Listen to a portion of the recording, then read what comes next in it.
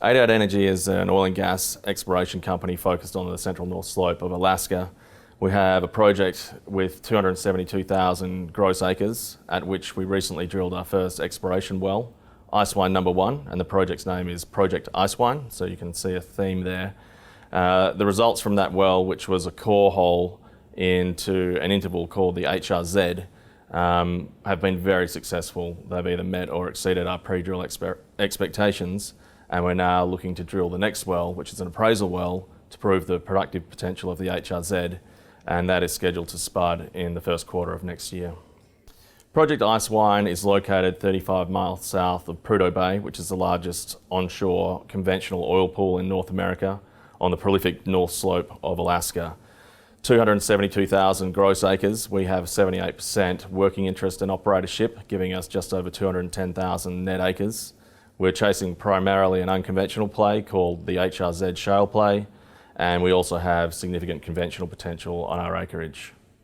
We recently drilled our first well, Icewine number 1, having acquired the project in November 2014. So we were able to acquire the project in November 2014, permit, plan, spud the well within a year of acquisition, which was record time for a new entrant into Alaska. We delivered the well on budget and achieved 100% of our operational objectives, which was primarily to core the interval of interest, being the HRZ, and the results from the analysis of that core subsequently in the first quarter of this year have been very successful, and they have proved effectively that we have what is known as a vapor phase, which is where liquids exist in a gaseous form in the reservoir and hence can flow at higher rates.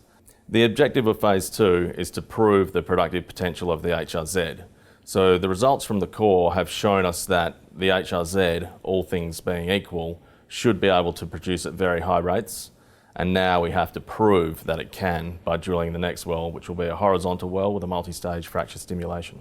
The recent $25 million capital raising was placed to high net worths and institutional investors, and this is really the first round of investment we've seen from the institutional investment community in any size. And the funds used from that placement will go towards paying for an additional 172,000 acres that we bid on successfully in November 2015 to complement the existing 100,000 acres that we had, to pay for a 2D seismic acquisition that has recently been completed, with the leftover money going towards the cost of drilling Icewine 2H. Our current cash position is a little under $30 million Australian, and we estimate that we'll have between 10 and 12 million US dollars in the bank at the end of the year for the drilling of Icewine 2H. Well, technically, the first production the company could have is from Icewine 2H. The well is designed to prove the production potential of the HRZ, and we could be producing by this time next year. However, it won't be in large amounts, and really what we want to do in the medium term, which is about a 3-year time horizon, is to do what's called creaming the curve, which is creating as much value as possible in as short a time period as possible, which means that we will look to increase the value of the acreage to a point in time when it makes sense to monetize it, and obviously the oil price will play a role in the timing of that decision.